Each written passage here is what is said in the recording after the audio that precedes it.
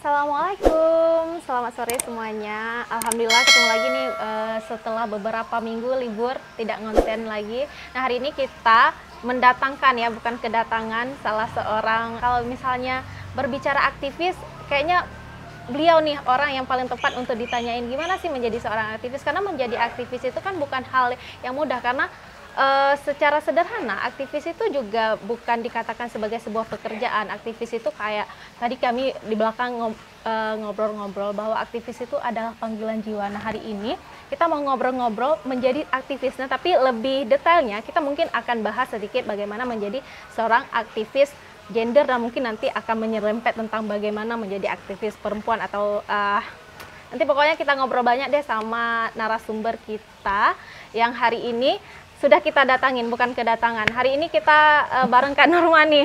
Kak Norma, apa kabar, Kak? Baik. Alhamdulillah ya, Kak. Alhamdulillah sehat. Kalau dalam situasi yang sulit. Sulit. Pandemi ya, Kak? Pandemi, tapi Aceh masih turun lah angkanya ya. Gimana, Lis? Iya, Kak. Terima kasih sebelumnya buat Kakak yang sudah bersedia meluangkan waktunya buat kami, buat Lapsa TV. Kak, kita hari ini kan mau ngobrol. Kakak ini kalau nyebutin nama Norma itu adalah seorang aktivis tentang gender, perempuan, dan banyak lagi. Karena Kak Norma tadi juga... Gitu ya? Iya. Jadi kita tadi, maksudnya Kak Norma itu hanya bukan spesifik di satu bidang juga yang Kakak tekunin gitu ya. Ada banyak hal yang Kakak tekunin. Tapi hari ini kita pengen bahas mengenai isu gender dan perempuan. Nah, bagaimana seorang Norma lalu memilih jalan untuk menjadi seorang aktivis. Karena kalau kita, seperti yang kita bicara di belakang layar tadi, bahwa menjadi aktivis itu secara finansial susah ya, Kak? Atau gimana sih? Atau jangan-jangan banyak nih? Katanya aja yang susah, Kak. Gimana ya? Susah karena memang tidak menjanjikan untuk kaya. Tidak menjanjikan untuk kaya, tapi kaya? Bisa jadi kaya kalau kemudian dia bisa memanfaatkan ruang-ruang yang tersedia ya. Tapi kemudian dia kaya itu kan juga berbeda ya, kaya uang atau kaya hati. Iya. Karena kalau aktivis itu nggak bisa menjadi kaya karena memang dia nggak mungkin bisa kaya sendiri. Jadi dia lebih banyak kaya hati karena dia akan memberikan kepada yang lain gitu ya. Nggak bisa lihat. Kalau ditanya kenapa saya bisa mulai di sini, bawaan tubuh, bawaan waktu kali ya. Panggilan hati, Kak? Jadi... Belum, bawaan hati aja. Saya ini kan mahasiswa yang tamat nggak punya pekerjaan. Mahasiswa yang tamat nggak punya pekerjaan, lalu memilih menjadi aktivis. Saya keluar dari Fakultas Kehutanan, Sekolah Tinggi Ilmu Kehutanan pada tahun 2000, dan itu situasi rumit. Nggak ada yang berani. Tahun 2000-an, Kak? Tahun 2000-an masih konflik. Iya, konflik Aceh. Iya, konflik Aceh, nggak ada yang berani mempekerjakan mahasiswa kehutan. Dinas-dinas kehutanan juga mulai agak menunda pekerjaan karena situasi berbeda. Ya, jadi ya saya iseng-iseng aja daftar ke salah satu LSM Flower Aceh waktu itu. Waktu itu Flower Aceh. Iya, dan magang-magang gitu, ngurusin kerja-kerja kasih memfasilitasi diskusi. Iya, awal-awalnya diskusi dengan kelompok perempuan, mengundang banyak orang dan mengundang tokoh-tokoh juga kayak Lili sekarang ini. Saya ingat waktu itu mengundang Pak Aliasa, diantaranya Profesor Yuni Sabi, Profesor Aliasa, dan beberapa tokoh lainnya untuk bincang-bincang. Dan nggak lama setelah itu saya dikasih izin turun ke lapangan sama Flower Aceh, diajak gitu. Nah, di situ mungkin baru pertama saya melihat kehidupan lain. Kehidupan lain dari yang selama ini saya lihat. Dari seorang aktivis itu juga ya? Belum, saya kan masih mahasiswa ya. Belum aktivis ya?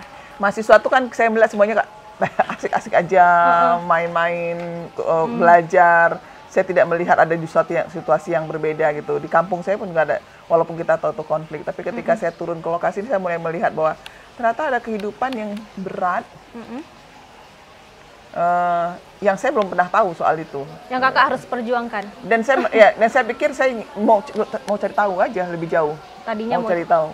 Ada apa sebenarnya? Kenapa ada perempuan-perempuan yang harus dipukulin? Kenapa ada perempuan-perempuan yang harus diperkosa? Kenapa ada perempuan-perempuan yang nggak bisa mencari nafkah? Kenapa ada perempuan-perempuan yang harus kehilangan keluarga, suami, gitu ya? Dan kenapa bapak-bapak yang harus sedih karena anaknya, kita datang ke lokasi-lokasi konflik. Jadi menurut saya ini harus dicari tahu, harus dikenali. Saya tertarik gitu ya. Jadi mulainya tertarik. Jadi kalau ditanya kenapa menjadi aktivis, ya kita memang harus mulai melihat bahwa sebenarnya ada situasi, ada masalah ya. Ada masalah. Karena kalau kita melihat tidak ada masalah, ya mungkin semuanya akan baik-baik saja, kita nggak tertarik juga. Sama seperti kehidupan saya di awal sebelum. Akhirnya kita tahu ternyata ada masalah dan kita kemudian mencari tahu gitu. Jadi awalnya iseng-iseng karena nggak punya kerjaan, lalu panggilan betah. jiwa. Panggilan jiwa. Aktivis itu adalah panggilan jiwa, bukan hanya sebagai profesi yang kita kenal selama ini. Nah, Kak, jadi menarik juga nih karena memang konten kita hari ini berbicara mengenai aktivis ya, bagaimana karena banyak mungkin di luar sana itu yang pengen jadi aktivis tapi mungkin nggak punya peluang, atau sebenarnya maksud dari aktivis itu sendiri itu apakah aktivis itu adalah orang yang berorasi di depan jalan, ini harus turunkan gubernur ini, harus turunkan presiden ini, atau sebenarnya aktivis itu adalah seseorang yang tadi juga menarik sih, ini kita banyak cerita ya di belakang layar, tadi Kak Norma bilang bahwa menjadi aktivis itu adalah memperjuangkan sesuatu yang lebih baik, minimal menjadi sebenarnya kita sendiri bisa jadi aktivis ya Kak, minimal jadi aktivis diri sendiri. Nah, yang dimaksud dengan aktivis itu, apakah memang yang kayak tadi Lilis bilangin yang berorasi di jalan untuk menurunkan siapa, ataukah ada orang-orang yang lain yang bisa disebutkan aktivis Kak? Itu aktivis itu sebenarnya bisa siapa aja. Bisa siapa aja. Ketika dia tahu ada ketimpangan, ketika dia tahu ada persoalan, dan ketika dia tahu ada masalah dan kemudian dia mau melakukan sesuatu untuk membuat perubahan, gitu ya. Karena kan kehidupan kita ada situasi ideal yang kita bayangkan, tapi kita berada pada realita yang mungkin jauh dari ideal itu. Nah, kita kemudian mencoba mendorong ini mendekati ke arah ideal itu. Nah, itu bisa siapa aja menurut saya. Mahasiswa, bukan mahasiswa, pedagang, buruh, siapa saja bisa sebenarnya ya. Cuman kemudian dia pilihan-pilihan caranya yang berbeda-beda. Ada orang yang kemudian menjadi bagian dari bekerja di lembaga-lembaga masyarakat, swadaya masyarakat, masuk LSM. Ada orang yang kemudian memang masuk ke dalam ruang-ruang pekerjaan lain, baik formal ataupun informal. Ada orang yang kemudian tetap berada di komunitasnya, itu ruang yang dipilih, dan metode komunikasinya itu tadi ada yang pakai orasi, ada yang pakai tulisan, ada yang pakai media rekaman, kayak gini Laksa ya, Kak? kayak Laksa, kan keren pakai media sesuai konteks ya, konteks ini lebih asik dengan konten-konten yang sifatnya lebih teknologi gitu ya. Dan itu pilihan sebenarnya. Dan itu bebas juga dipilih, tergantung kita kemudian menyesuaikan siapa yang mau kita sasar, kelompok mana yang mau kita sasar, dengan media apa. Kan kita pasti punya semacam analisa begitu.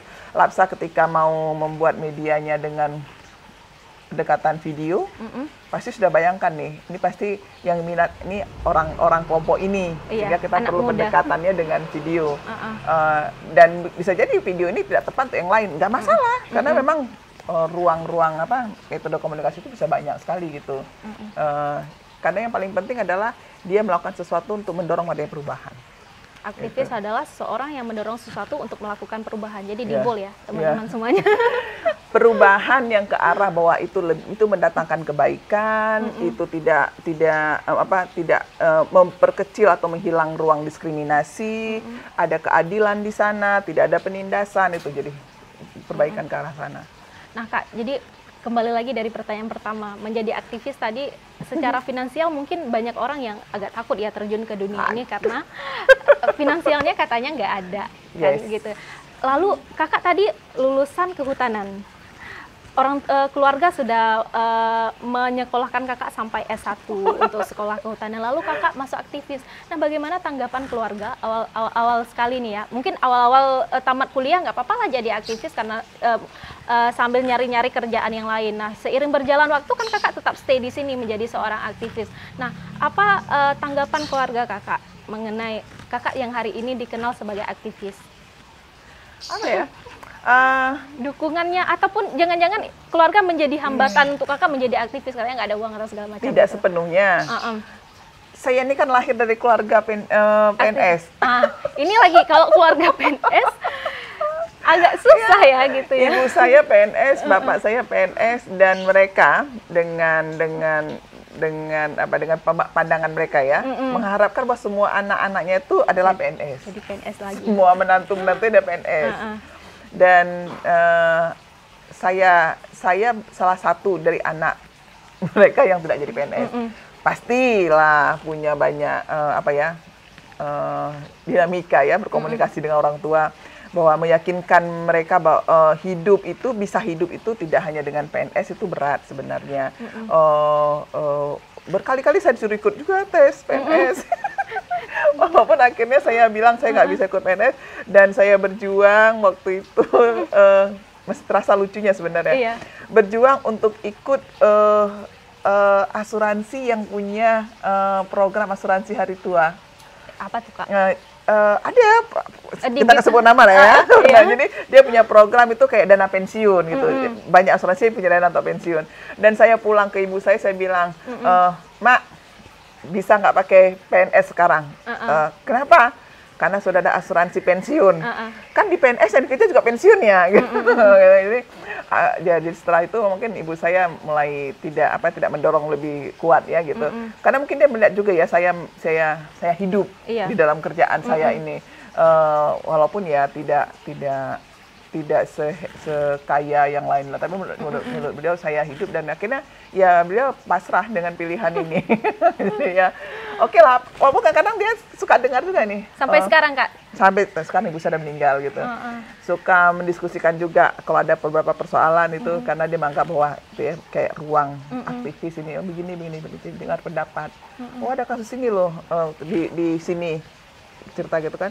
Nanti saya kasih pendapat, ya gini lah. Jadi dia merasa bahwa pada akhirnya PNS itu hanya salah satu saja yang bisa buat hidup, gitu ya. Banyak orang yang tanpa PNS bisa hidup, gitu. Jadi saya salah satunya yang dibayangkan oleh orang tua saya bisa hidup. Nah ini juga menarik buat jadi quote laksa ya di IG kami Kak. Hidup itu nggak mesti harus PNS. Iya. Karena tapi kalau ada pun yang mau jadi PNS ya nggak apa-apa juga gitu maksud saya. Tapi jangan ngotot sampai menghalalkan banyak cara untuk jadi PNS, padahal sebenarnya mungkin ada ruang lain yang bisa buat kita hidup. Gitu. Itu juga problem sih Kak. Saat ini mungkin kami nih para jobkers ya namanya. Itu kayak kerjaan harus PNS atau apa gitu ya. Dan mudah-mudahan kami juga bisa mengikuti jejak Kak Norma. Nah kita balik lagi ke menjadi aktivis, udah clear ya masalahnya. Clear ya. Kalian ini bagian aktivis juga sebenarnya. Alhamdulillah semoga Kak. Karena melakukan sesuatu dengan cara yang kalian pilih, tapi kalian pasti punya tujuan bahwa membuat orang tahu bahwa ada satu informasi yang begini realitanya yang perlu diketahui lebih dalam, sehingga mungkin orang-orang yang punya penilaian buruk bisa berpikir berbeda. Orang-orang yang punya penilaian positif bisa makin yakin gitu ya. Atau kalau kemudian tadi seperti Lilis bilang ada yang tertarik, itu jadi malah termotivasi. Oh saya ini harus jadi bagian dari sini. Walau tadi aktivis itu bukan pekerja LSM gitu ya. Bedanya kalau pekerja LSM maka dia akan berada di satu lembaga, organisasi, menjalankan program. Ketika LSM-nya berhenti, tidak ada dana, maka dia akan berhenti. Nah, bedanya di situ saja. Karena aktivis dia tidak akan tergantung pada program-program itu. Kalau kemudian dia berhenti, nggak ada program, ya dia akan melakukan sesuatu dengan cara yang berbeda, walaupun nanti impact-nya makin kecil, gitu ya, karena punya keterbatasan, tapi dia tetap bergerak, gitu. Nah, saya yakin kalian kan nggak punya donor nih, kalian bagian dari aktivis. Itu yang menarik dari aktivis ya, ada atau tidak adanya dana tetap bergerak melakukan perubahan. Kita udah diskusi panjang mengenai bagaimana menjadi aktivis, tantangan apa saja yang kakak dapatkan selama menjadi aktivis.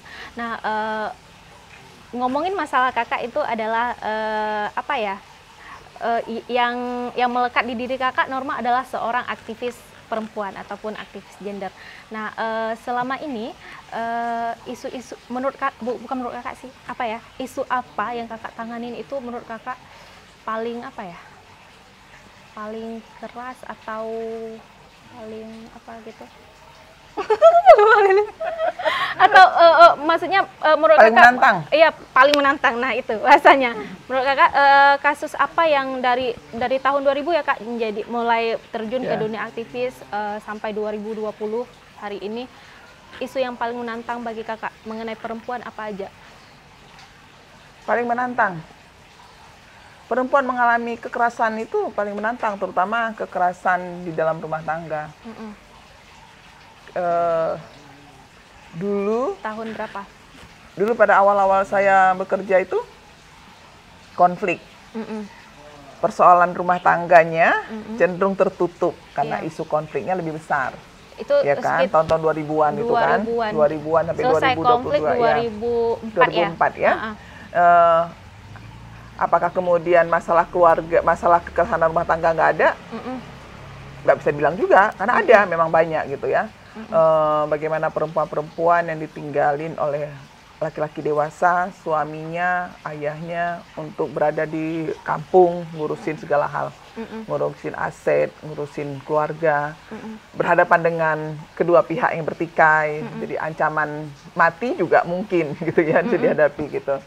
Tapi perempuan banyak tinggal. Makanya dulu kan di Sigli itu ada banyak kampung-kampung janda yang dimana tuh perempuan-perempuan yang seluruh aktivitas kampung sampai menguburkan mayat tuh perempuan lakukan. Oh ya? Gitu ya. Itu masa-masa konflik dulu. Sekarang masih ada Kak? Kampung jandanya masih ada, tapi kan setelah damai banyak yang balik pulang ya, pulang. Nah, menurut saya itu situasi yang unik gitu. Ternyata di masuk masa sekarang ini kasusnya tetap ada, malah meningkat. Kalau sekarang dibilang gitu bukan cuma perempuan saja, tapi anak perempuan juga, itu kasus kekerasan yang seksual yang dialami perempuan itu tinggi kalau sesuai data yang disampaikan oleh Pusat Layanan Terpadu Perempuan dan Anak atau di unit PPA-nya kepolisian Polda. Itu juga banyak tinggi. Masih tinggi ya, tinggi. Kak? Jadi nah menurut saya ini tantangan besar karena seharusnya kan rumah tangga itu rumah itu memberi perlindungan, menjadi ruang semua orang tuh merasa dilindungi, aman, ya kan? Kalau bilang mau pulang tuh kan buat kita nyaman gitu. Tapi kebayang nggak ketika kamu pulang itu bukan sesuatu yang membuat kamu nyaman. Ada ancaman-ancaman lain di situ dari orang-orang yang kamu kenal gitu. Jadi kalau kasus-kasus muncul itu perkosaan yang dilakukan oleh incest namanya, perkosaan yang dilakukan oleh pelakunya sedarah dengan korban. Itu ada yang sampai incest, pemerkosaan yang dilakukan oleh orang yang pelakunya itu punya hubungan darah gitu ya. Termasuk misalnya kan sekarang banyak kasus ayah memperkosa anaknya gitu. Coba kamu bayangin, nggak ada yang satu, itu biasanya sudah terjadi berulang. Iya, sampai ada yang mohon maaf hamil ya. Kebayang nggak rumah seperti apa itu? Harusnya itu tantangan paling besar tuh. Itu yang membuat kakak juga nggak bisa pergi dari dunia aktivis ini ya Kak? Salah satunya, karena kan isu perempuan ini ada banyak di isu lainnya. Kayak Lilis bilang tadi, Kak Norma nih banyak yang dikerjain. Bukan banyak yang dikerjain, tapi memang isu perempuan itu adalah mainstream. Mainstream itu dia tidak bicara sektoral. Di rumah tangga dia punya problem, menghadapi problemnya. Di bagian pembangunan dia juga menghadapi problemnya. Di urusan yang lain juga, di urusan lingkungan dia juga mengalami problem. Jadi isunya isu mainstream. Tidak ada satu sektor isu yang kemudian tidak terkait dengan perempuan. Semuanya terkait. Jadi semua sektor isu itu terkait dengan laki-laki dan perempuan. Nah, tapi problemnya adalah ketika isu-isu tertentu perempuan tidak menjadi bagian penting untuk dilibatkan sebagaimana laki-laki dilibatkan. Sehingga kemudian dia tidak cukup ruang untuk menyampaikan pendapatnya, pengalamannya yang harusnya dipikirkan juga pada saat proses-proses itu terjadi. Seperti pengalaman yang disampaikan oleh laki-laki. Pendapat yang disampaikan laki-laki, karena perempuan dan laki-laki punya pengalaman yang berbeda-beda. Jadi kalau ada satu hal, dia harusnya diputuskan sama-sama. Oh, yang untuk perempuan begini, untuk laki-laki begini, agar keputusan yang dilakukan itu bisa bermanfaat mengatasi masalah yang dialami laki-laki dan masalah yang dialami perempuan. Itu jadi mainstream dia. Gitu. Iya, jadi nggak spesifik. Masalah kalau bilang tadi di KDRT. Masalah-masalah KDRT itu juga melibatkan laki-laki dan perempuan. kenapa kemudian perempuan yang paling banyak bicara ya karena memang korbannya paling banyak adalah perempuan. Yang paling banyak bicara atau yang paling banyak dibicarakan? Bicara dan dibicarakan gitu, adalah Iya. perempuan gitu ya. Karena perannya tadi itu, karena kan banyak korban KDRT itu kan perempuan dan anak-anak, terutama anak-anak karena memang secara sosial mereka punya status yang berbeda lagi. Tapi apakah laki-laki juga mengalami beberapa tindakan kekerasan? Iya, gitu ya. Walau kalau kita itu pembicaraan perlu dilanjutkan lah lebih jauh ya. Tapi ada walaupun jumlahnya nggak banyak. Gitu. Di konten selanjutnya ya. Konten selanjutnya buat kira-kira ada 7 kali konten lagi kita bicara satu persatu gitu. Bagaimana kesetaraan gender terhadap perempuan, laki-laki. Nah kita menarik nih masalah tadi kakak juga. Perempuan itu tidak diberi ruang yang sama dengan laki-laki. Belum ya kan? diberi ruang yang sama sampai hari ini. Sampai hari ini ya Kak? Walau ruang-ruangnya sudah mulai terbuka, cuma kemudian kayak masih kurang-kurang ikhlas gitu ya. Nah, sebenarnya kalau yang secara orang awam nih ya, yang Lilis rasakan ruangnya sudah mulai dibuka seperti kakak bilang. Tapi perempuannya sendiri secara kultur itu masih enggak kayak, aku kan perempuan ngapain sih, misalnya ngapain aku kuliah tinggi-tinggi, toh aku juga perempuan nanti ujung-ujungnya ngelayanin suami gitu kan. Nah itu apakah ada, ya pasti ada hubungan dengan budaya ya Kak. Nah menurut kakak itu gimana dengan fenomena itu? Jadi sebenarnya masalah mengenai ketimpangan gender ini nggak hanya dari apa ya ruang yang tidak diberikan sama, tapi memang kulturnya sendiri kan udah melekat di, terutama bagi perempuan Indonesia kita merasa saya perempuan saya nggak bisa gitu.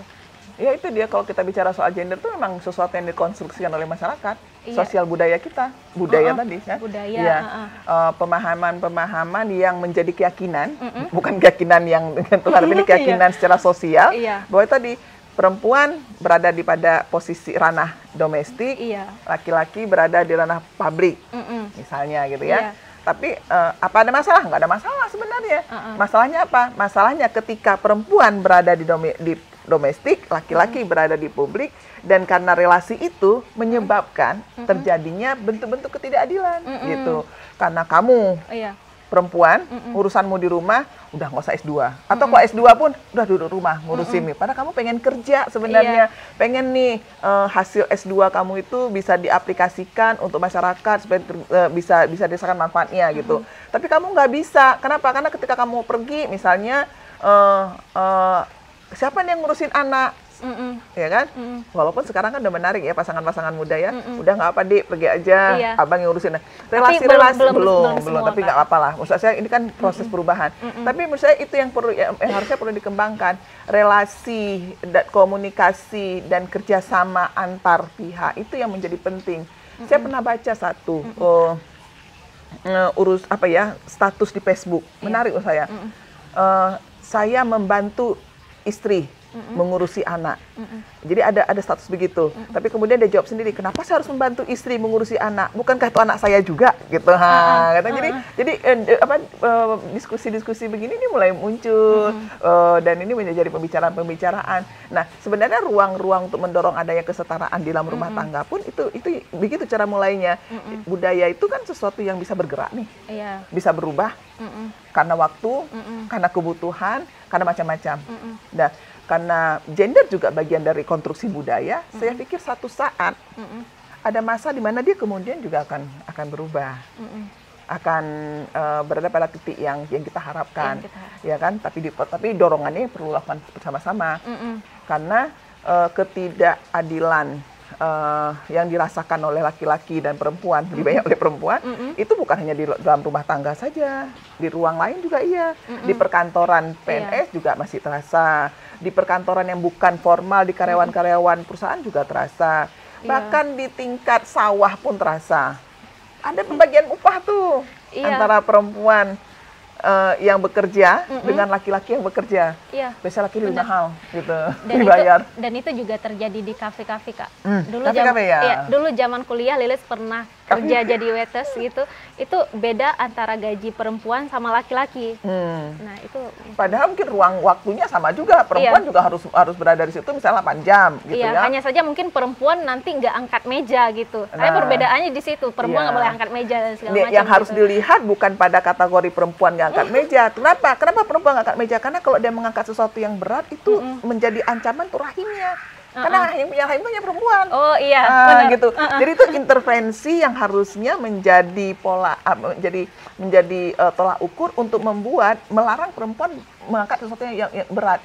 Walaupun ada juga perempuan-perempuan tapi yang akhirnya membuat gaji kita beda, Kak. Nah, itu harusnya dia nggak melihat ke situ gitu. Tapi itu tadi saya bilang, jadi diskriminasi itu masih terjadi karena ketidakpahaman yang cukup terhadap kenapa dia harus dibedakan gitu kan. Ya tadi itu mungkin saya rasa ruang-ruang untuk mendistribusikan informasi masih terbatas. Lapsa nih keren nih kalau satu saat dia bisa menjadikan ruang-ruang keren gini ya, yang bisa mulai membangkitkan pemahaman, pengetahuan sehingga kemudian jadi perubahan, ya kan?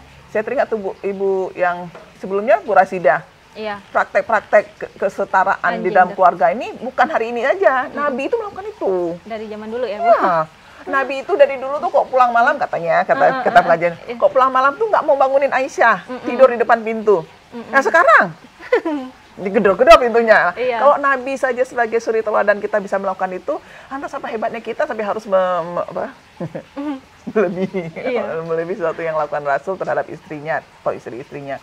Jadi menurut saya ya, ini adalah persoalan pemahaman karena keterbatasan informasi juga, dan karena kita juga tidak mau terbuka untuk sesuatu informasi yang mungkin berbeda dari yang kita alami, yang kita pahami gitu ya, merasa takut bahwa ini akan ini pemahaman yang salah, padahal sebenarnya kalau kita punya kalau di laut itu jangkar. Kalau kita punya sesuatu yang mantap, nancap bahwa keadilan ini memang bukan 50-50, tapi kalau kita tahu bahwa setidaknya mengurangi penindasan, diskriminasi, membuat semua orang bahagia, itu kenapa nggak kemudian lakukan gitu. Iya. Menarik nih Kak Norma, banyak ya yang kita 7 episode lagi. Iya, 7 episode lagi, mudah-mudahan sama Kak Norma nanti bincang masalah ini.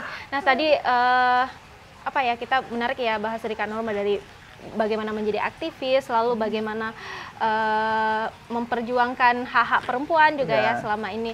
Nah mungkin ini udah di penghujung Kak, karena mengingat durasi kita juga. Nanti kita akan padahal maunya 3 hari 3 malam kita ngomong ini. Nanti kita buat di konten-konten selanjutnya ya Kak, mengenai diskusi ini lagi. Apa pesan Kakak buat perempuan-perempuan di luar sana? Atau yang mungkin pengen jadi aktivis gender kayak Kakak hari ini? Apa pesannya Kak buat teman-teman di luar sana? Mulai mendorong perubahan dalam diri sendiri dulu. Iya. Dengan cara mencari tahu. Mencari tahu lebih dalam kenapa kemudian ada problem ini. Kenapa kemudian kondisi-kondisi yang situasi-situasi yang berbeda ini terjadi, dan apa dampaknya buat kita, buat diri kita, buat kaum kita, buat masa depan kita gitu. Jadi itu jadi harus dilihat. Jadi tidak cukup hanya melihat ada perbedaan, tapi coba cek juga apa kemudian dampak-dampaknya. Gitu. Karena harusnya setiap orang diberikan pemikiran oleh Tuhan Yang Maha Kuasa, harusnya digunakan untuk kebaikan dirinya dan untuk kebaikan masyarakatnya. Jadi mungkin dengan itu akan mendorong orang bisa menjadi aktivis di mana saja dia berada, di isu apa saja dia bergerak, di pemikiran di ruang mana saja yang dia lakukan, karena nggak perlu harus jadi LSM untuk jadi aktivis. Iya, menjadi aktivis itu nggak harus di LSM, karena setiap manusia itu, setiap orang itu minimal menjadi aktivis untuk diri dia sendiri ya Kak. Untuk dirinya sendiri, mendorong perubahan agar kemudian bisa berdampak buat orang lain. Berdampak untuk orang lain. Oke, terima kasih Kak Norma atas waktunya. Terima kasih juga buat teman-teman Lapsa yang sudah menyediakan waktunya atau meluangkan waktunya untuk melihat konten ini. Semoga konten ini juga dapat berdampak lebih luas buat teman-teman yang melihatnya. Akhir kata, saya mengundurkan diri. Wassalamualaikum warahmatullahi wabarakatuh. Waalaikumsalam.